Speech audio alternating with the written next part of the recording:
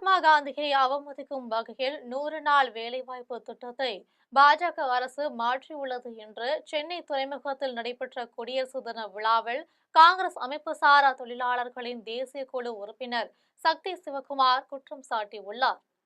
சென்னை துறைமுகம் தொகுதிக்குட்பட்ட தாதா முத்தையப்பன் தெருவில் 77வது குடியரசு தினத்தை முன்னிட்டு அகில இந்திய அமைப்பு சாரா தொழிலாளர்கள் காங்கிரஸ் சார்பில் தேசிய செயற்குழு உறுப்பினரும் புதுச்சேரி மாநில பொறுப்பாளருமான சக்தி சிவகுமார் மூவர்ண தேசிய கொடியினை ஏற்றி வைத்து பொதுமக்களுக்கு இனிப்புகள் மற்றும் பள்ளி குழந்தைகளுக்கு இலவச நோட்டு புத்தகங்கள் உள்ளிட்ட நலத்திட்ட உதவிகளை வழங்கினார்.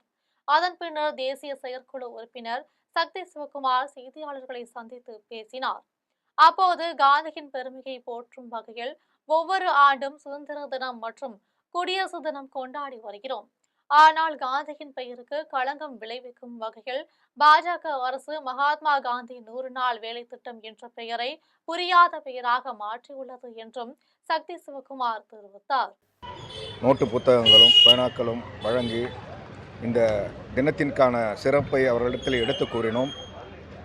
மகாத்மா காந்தியின் நினைவுகளை போற்றுகின்ற வகையிலே நாம் குடியரசு தின விழாவையும் சுதந்திர தின விழாவையும் நாம் நினைவில் ஏந்த வேண்டும் என்கின்ற ஒரே குறிக்கோளோடு அதே நேரத்திலே ஊரக வேலைவாய்ப்பு திட்டம் 100 நாள் வேலைவாய்ப்பு திட்டத்திற்கான பெயரை மகாத்மா காந்தி 100 நாள் வேலைவாய்ப்பு திட்டம் என்கின்ற பெயரை மாற்றி இன்று ராம்ஜி என்கின்ற பெயரிலே யாருக்கும் புரியாத வகையிலே புரியாத பெயரிலே ஒரு திட்டத்திற்கு பெயரை சூட்ட வேண்டிய அவசியம் என்ன என்பதுதான் இந்த நேரத்திலே காங்கிரஸ் கட்சியினுடைய கேள்வி.